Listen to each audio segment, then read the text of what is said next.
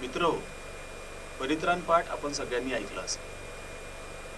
आपल्याकडे एखादं बारसं असेल, लग्न असेल, वाढदिवस असेल किंवा कुठलाही कार्यक्रम असेल, तर त्या कार्यक्रमाची सुरुवात व्हायच्या आधी ज्या घरी हा समारंभ असतो त्या घरी आपण परित्राण पाठ करत असतो. परित्राण पाठ केल्याशिवाय कुठलाही कार्यक्रम आपण सुरू करत नाही.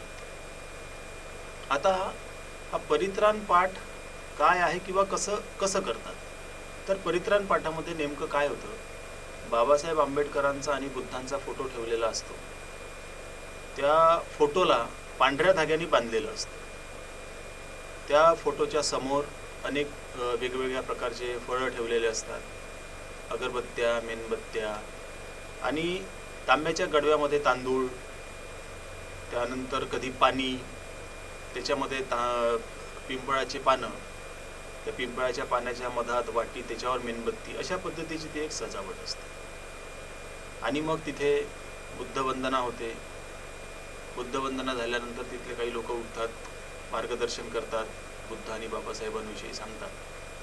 लहान लहान मुलं बसून असतात त्या परित्राण पाठामध्ये. नेमका हा परित्राण पाठ काय आहे किंवा आपण का करतो, हा प्रश्न कधी आपल्या डोक्यात आला नाही. मित्र, परित्राण पाठाच्या माध्यमातून बाबासाहेब आंबेडकर आणि बुद्ध यांच्या समोर, यांच्या मूर्तीच्या फोटोच्या समोर आपण परित्राण पाठासारखं एखादं कर्मकांड करत असतो. परित्राण पाठ हे कर्मकांड आहे आणि कोणतेही कर्मकांड आपण करायचे नाही हे बाबासाहेबांनी आपल्याला सांगितलं. कधी कधी एक असं वाटतं आपल्याला की बाबासाहेबांनी कधी परित्राण पाठ केलेलं नाही आहे. त्यांनी दिलेला ग्रंथ जो आपल्यासाठी प्रमाण आहे, हा बुद्ध आणि त्यांचा धम्म या ग्रंथामध्ये परित्राण पाठाचा कुठे उल्लेख नाही आहे. त्यांनी एवढं मोठं लिखाण करून ठेवलेलं आहे, ते धम्माच्या संबंधातलंही बऱ्यापैकी लिखाण आहे, त्याच्यामध्ये सुद्धा कुठेच परित्राण पाठाचा उल्लेख नाही. हा उल्लेख नसताना सुद्धा आपण परित्राण पाठ सारखा एक कर्मकांड करत असतो. आणि या परित्राण पाठाच्या माध्यमातून ज्या पद्धतीनं एखाद्या देवतेची पूजा होते, ज्या पद्धतीनं एखाद्या अलौकिक शक्तीची पूजा होते असं आपण म्हणू, त्याच पद्धतीनं परित्राण पाठामध्ये बुद्ध आणि आंबेडकर यांची सुद्धा पूजा आपण करत असतो. एक लक्षात घ्या, या पद्धतीनं जर बाबासाहेब आणि बुद्ध लहान लहान मुलांच्या समोर जर आपण मांडत गेलो, या पद्धतीनं परित्राण पाठाच्या माध्यमातून जर त्यांची मांडणी आपण लहान मुलांच्या समोर करत गेलो, तर त्या लहान मुलांच्या समोर, येणाऱ्या पिढ्यांच्या समोर बुद्ध आणि बाबासाहेब हे फक्त देव बनून राहतील. त्यांचे विचार ते स्वीकारणार नाही. त्यांना असं वाटेल की हे सुद्धा एक देवच आहे. आणि या पद्धतीने ही प्रक्रिया आता सुरू झालेली आहे. आपण या प्रक्रियेला कुठंतरी थांबवलं पाहिजे. मग आपण परित्राण पाठ केला नाही तर मग काय करायचं? तर मला असं वाटतं की अनेक गरजू विद्यार्थी आजच्या काळात असे आहेत की त्यांच्याकडे पुस्तकांचा अभाव आहे.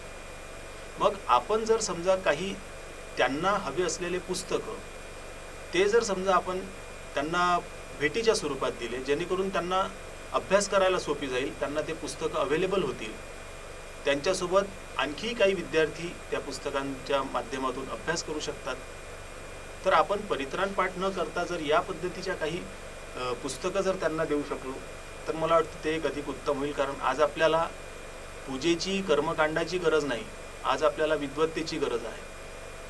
अशा वेगवेगळ्या पद्धतीने जर आपण गरजू विद्यार्थ्यांना, गरजू बालकांना जर काही मदत करू शकलो तर मला वाटतं ते अधिक योग्य होईल परित्राण पाठापेक्षा.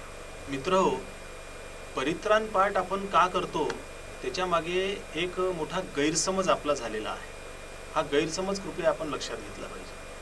तो गैरसमज असा आहे की बुद्ध आणि बाबासाहेब यांच्या फोटोच्या समोर, मूर्त्यांच्या समोर किंवा त्यांचं नाव जिथे कुठे घेतल्या जात असेल, अशा ठिकाणी जे काही होते ते सगळं सत्यच आहे असं आपण आपली मानसिकता बनवून ठेवली आहे. ही मानसिकता आपण बदलली पाहिजे. बाबासाहेबांच्या आणि बुद्धांचे नाव घेऊन अनेकदा अनेक कर्मकांडांना किंवा अनेक चुकीच्या गोष्टींना मान्यता देण्याची एक प्रक्रिया आजच्या तारखेमध्ये जी सुरू झालेली आहे, त्या प्रक्रियेचे बळी आपण पडू नये. म्हणून आपण परित्राण पाठाला विरोध करून ज्या योग्य गोष्टी आहेत त्या योग्य गोष्टी आपण समोर आणल्या पाहिजे. परत असा एक गैरसमज आहे की परित्राण पाठाच्या माध्यमातून लहान मुलांना आपण संस्कार देत असतो. लहान मुलांना संस्कार देण्यासाठी परित्राण पाठासारख्या कर्मकांडांची अजिबात गरज नाही. लहान मुलांना अनेक वेगवेगळ्या पद्धतीने संस्कार देता येतात, ते आपल्याला घरीच देता येतात, त्यासाठी परित्राण पाठाची गरज नाही. त्यामुळे आपण हे थांबवलं पाहिजे, याच्यावर आपण विचार केला पाहिजे.